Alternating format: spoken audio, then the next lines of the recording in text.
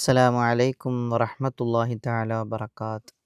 പ്രിയപ്പെട്ട ഇർബദ് media YouTube ചാനലിലെ അമലുകളൊക്കെ കാണുന്ന എല്ലാ പ്രേക്ഷകർക്കും അള്ളാഹു സുബ്ഹാനഹു വ തആല എല്ലാവിധ ഖൈർ പ്രദാനം ചെയ്യട്ടെ. നമ്മുടെ നാട്, നമ്മുടെ മറ്റ് നഗരങ്ങൾ, മറ്റു രാഷ്ട്രങ്ങളിൽ നമ്മൾ കണ്ടുകൊണ്ടിരിക്കുന്ന വളരെ ഭയാനകരമായ രംഗങ്ങൾ, യുദ്ധങ്ങളൊക്കെ നിന്ന് നല്ല സമാധാനത്തിൻ്റെ ഒരു സന്ദേശം അള്ളാഹു എത്രയും പെട്ടെന്ന് കേൾക്കാൻ നമുക്കൊക്കെ വിധി നൽകട്ടെ ഇൻഷാ അല്ലാഹ്. മുഅ്മിനീങ്ങളെ, ഇന്ന് ഞാൻ നിങ്ങൾക്കൊരു അമൽ പറഞ്ഞു തരാൻ പോവുകയാണ്. ഇന്നത്തെ അമൽ എന്ന് പറഞ്ഞാൽ ഇൻഷാ അല്ലാഹ് ഞാനിന്ന് പറയാൻ പോകുന്നത് ഉയരങ്ങളിലെത്താൻ ആരെങ്കിലും ആഗ്രഹിക്കുന്നുണ്ടെങ്കിൽ അവർക്ക് ചെയ്യാൻ പറ്റിയ ഒരു അമലാണ്. ഉയർച്ച ആഗ്രഹിക്കാത്ത ആരുമില്ല. ഉയരങ്ങളിലെത്തുക. ഏത് രീതിയിലാണ് ഉയരങ്ങളിലെത്തേണ്ടത്? സാമ്പത്തികമായിട്ട് ഉയരങ്ങളിലെത്താൻ ആഗ്രഹിക്കാത്ത ആളുകളില്ലല്ലോ. അതുപോലെ തന്നെ ജനങ്ങളുടെ ഇടയിൽ ഒരു മതിപ്പ് കിട്ടാൻ, നമ്മൾ പറയുന്നത് മറ്റുള്ളവരെ അംഗീകരിക്കാൻ, ഒരു അംഗീകാരം ലഭിക്കാൻ, അതല്ലെങ്കിൽ നമ്മൾ പറയുന്ന ആ ഒരു കാര്യം അത് നമ്മളെ കുടുംബമാവട്ടെ, നമ്മുടെ സുഹൃത്തുക്കളാകട്ടെ, നമ്മുടെ അയൽവാസികളാകട്ടെ, അവരത് അംഗീകരിക്കാൻ, നാട്ടിലും കൂട്ടുകുടുംബത്തിലുമൊക്കെ നമുക്കൊരു ഇസ്സത്ത് അത് ലഭിക്കാൻ വേണ്ടി, നമുക്കൊരു ബഹുമാനം, ഇതൊക്കെ ലഭിക്കാൻ, ഇതൊക്കെ വളർച്ചയാണല്ലോ, ഉയർച്ചയാണല്ലോ. നമ്മുടെ ഉയർച്ച എന്ന് പറഞ്ഞാൽ സാമ്പത്തികമായിട്ട് ഒരുപാട് പണം ഉണ്ടാക്കുക എന്നുള്ളത് മാത്രമല്ല നമ്മുടെ ഉയർച്ച. ഉയർച്ചയിൽ നമ്മുടെ കൂടെ പല ആളുകളും ഉണ്ടാകും, കൂട്ടുകുടുംബങ്ങളുണ്ടാവും, അയൽവാസികളുണ്ടാവും. അപ്പോൾ എല്ലാ മേഖലയിലും ഉയർച്ച എന്ന് പറയുമ്പോൾ എല്ലാ മേഖലയിലും നമുക്ക് ഉയർച്ച വേണം. ഇൻഷാ അല്ലാഹ് നിങ്ങൾ ഏതെങ്കിലും ഒരു മേഖലയിൽ ഉയർച്ച ആഗ്രഹിക്കുന്നുണ്ടെങ്കിൽ, ഏതെങ്കിലും ഒരു മേഖലയിൽ നിങ്ങൾ ഉയരണമെന്ന് ആഗ്രഹിക്കുന്നുണ്ടെങ്കിൽ, ജോലിയിൽ നിങ്ങൾക്ക് ഉയർച്ച കിട്ടണമെന്ന് ആഗ്രഹിക്കുന്നുണ്ടെങ്കിൽ, സാമ്പത്തികമായിട്ട് നിങ്ങൾ നടത്തുന്ന ബിസിനസ്സിൽ നിങ്ങൾക്കൊരു ഉയർച്ച നിങ്ങൾ ആഗ്രഹിക്കുന്നുണ്ടെങ്കിൽ, കുടുംബത്തിൽ നിങ്ങളൊരു ഉയർച്ച ആഗ്രഹിക്കുന്നുണ്ടെങ്കിൽ, മറ്റുള്ള നിങ്ങളെ പരിഹസിക്കുന്ന, നിങ്ങളെ കളിയാക്കുന്ന, നിങ്ങളെ കുറ്റം പറയുന്ന, നിങ്ങളെ ഗീബത്തും നമീമത്തും പറഞ്ഞ് നിങ്ങളെ സങ്കടപ്പെടുത്തുന്ന ആളുകളുടെ ഇടയിൽ നിങ്ങൾക്കൊരു ഉയർച്ച വേണമെങ്കിൽ, ഇങ്ങനെ എല്ലാ മേഖലയിലും എടുത്തു നോക്കിയാലും ഈ ഉയർച്ച എന്നുള്ള വാക്ക് എല്ലാ സ്ഥലത്തും നമുക്ക് വേണം, അല്ലേ? ഇൻഷാ അല്ലാഹ് ഞാനിന്ന് പറഞ്ഞു തരാൻ പോകുന്നത് ഉയർച്ച ആഗ്രഹിക്കുന്ന ആളുകൾക്ക് ചെയ്യാൻ പറ്റുന്ന, വളരെ സിമ്പിളായിട്ട് ചെയ്യാൻ പറ്റുന്ന ഒരു അമലാണ് ഞാൻ പറഞ്ഞു തരാൻ പോകുന്നത്. ഇൻഷാ അല്ലാഹ് സ്ക്രീനിൽ നിങ്ങൾ കാണുന്ന ഈ ഒരു കളമുണ്ടല്ലോ, ഇതാണ് നമ്മുടെ ഇവിടുത്തെ അമൽ. ഈ എഴുതിയിരിക്കുന്ന കളം, ഇതാണ് നമുക്ക് ഉയർച്ചയ്ക്ക് വേണ്ട കളം. ഈ കളത്തിന് ഒരുപാട് പ്രത്യേകതകളുണ്ട്. ഈ എഴുതി തന്ന ഈ സ്ക്രീനിൽ കാണുന്ന ഈ ഒരു കളത്തിന് ഒരുപാട് പവിത്രതയുണ്ട്, പ്രത്യേകതകളുണ്ട്. എന്താണ് ആ പ്രത്യേകത? അസ്മാഹുൽ ഹുസ്നയിലെ പവിത്രമാക്കപ്പെട്ട ഒരു ഇസ്മാണ് യാ അസീസു യാ അല്ലാഹ്. യാ അസീസു യാ അല്ലാഹ് എന്നുള്ള ഇസ്മ നമ്മളൊക്കെ കേട്ടിട്ടുണ്ടാകും, അല്ലേ? ആ ഇസ്മിന് ഒരുപാട് പ്രത്യേകതകളുണ്ട്, ഒരുപാട് പവിത്രതയുണ്ട്. ആ ഇസ്മിൻ്റെ അർത്ഥം അജയ്യൻ, പ്രതാപി എന്നൊക്കെയാണ്. ഇൻഷാ അല്ലാഹ് അപ്പോൾ നമുക്കും ഈ ഇസ്മ കൊണ്ട് ഒരു അമൽ ചെയ്യാം. അള്ളാഹു സ്വീകരിക്കട്ടെ. ഈ ഇസ്മ ആരാണോ ചെയ്യാൻ ഉദ്ദേശിക്കുന്നത്, അല്ലെങ്കിൽ ഈ ഒരു അമൽ ആരാണോ ചെയ്യാൻ ഉദ്ദേശിക്കുന്നത്, അവരേത് രീതിയിലുള്ള ഉയർച്ചയാണോ ആഗ്രഹിക്കുന്നത്, ഖാലിഖായ റബ്ബ് ആ ഉയർച്ച അള്ളാഹു എത്രയും പെട്ടെന്ന് നിങ്ങളിൽ എത്തിക്കട്ടെ.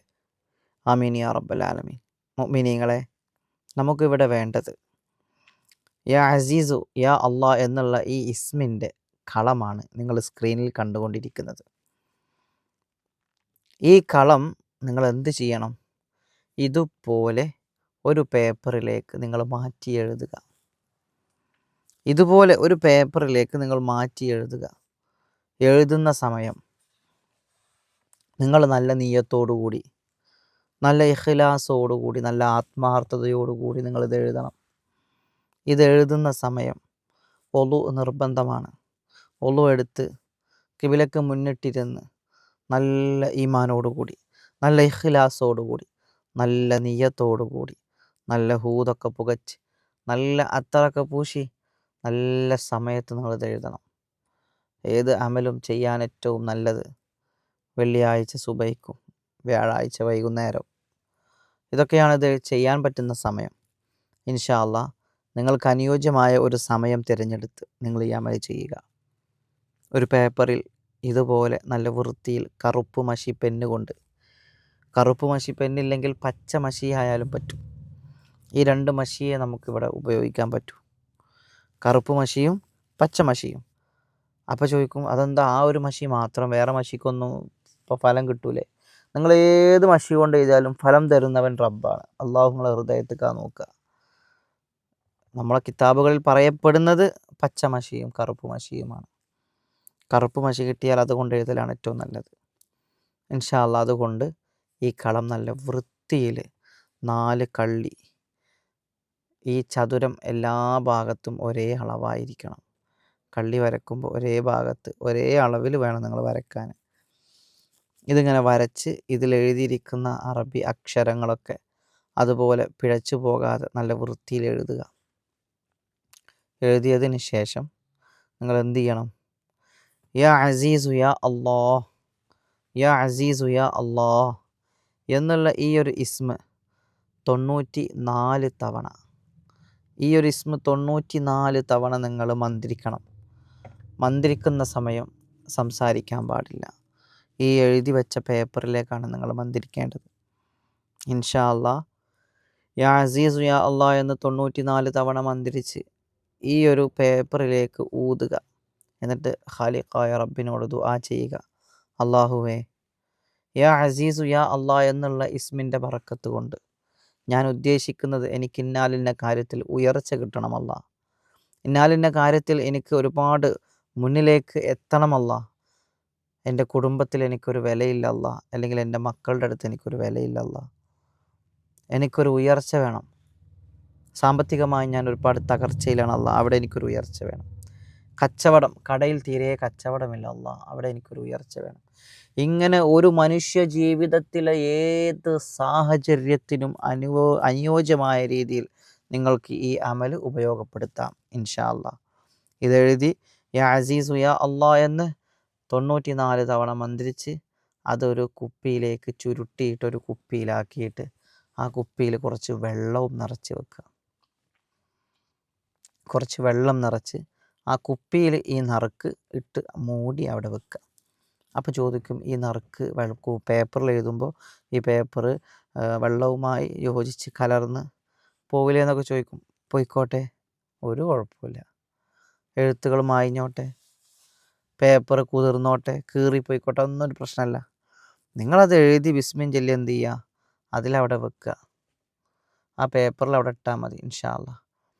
എന്നിട്ട് നിങ്ങൾ ചെയ്യേണ്ടത്, ഇവിടെയാണ് നിങ്ങൾ പ്രധാനമായും ശ്രദ്ധിക്കേണ്ട കാര്യം. നമ്മുടെ ഈ ഇസ്മിൻ്റെ അദദ് 94 ഈ ഇസ്മിൻ്റെ കണക്ക്. അപ്പോൾ 94 തവണയാണ് നിങ്ങൾ ആദ്യത്തെ ദിവസം ഈ പേപ്പറിൽ മന്ത്രിച്ച് യാ അസീസു യാ അല്ലാഹ് എന്ന് മന്ത്രിച്ച് ഊതിയത്.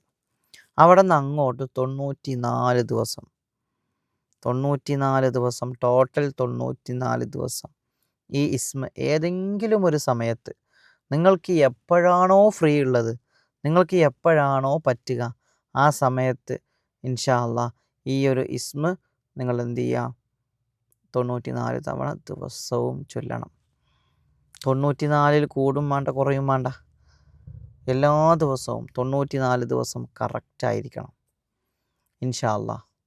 അള്ളാഹുവിൻ്റെ അപാരമായ തൗഫീക്ക് കൊണ്ട് 94 ദിവസത്തെ നിങ്ങൾ ഏറ്റെടുക്കുന്ന ഈ ഒരു അമൽ, 94 വട്ടം ഈ ചൊല്ലുന്ന ഈ ഒരു അസ്മാഉൽ ഹുസ്നയിലെ പവിത്രമാക്കപ്പെട്ട ദിക്ർ, ഈ ഒരു ഇസ്മിൻ്റെ ബറക്കത്ത് കൊണ്ട് അള്ളാഹു സുബ്ഹാനഹു വ തആല നിങ്ങൾ എന്താണോ ആഗ്രഹിച്ചിട്ട്, ഏത് വിഷയമാണോ നിങ്ങൾ മനസ്സിൽ കരുതിയിട്ട് ഈ അമൽ ചെയ്യുന്നത്, ഇൻഷാ അല്ലാഹ് ആ വിഷയത്തിലേക്ക് നിങ്ങളെ അള്ളാഹു എത്തിച്ചു തരും ഇൻഷാ അല്ലാഹ്.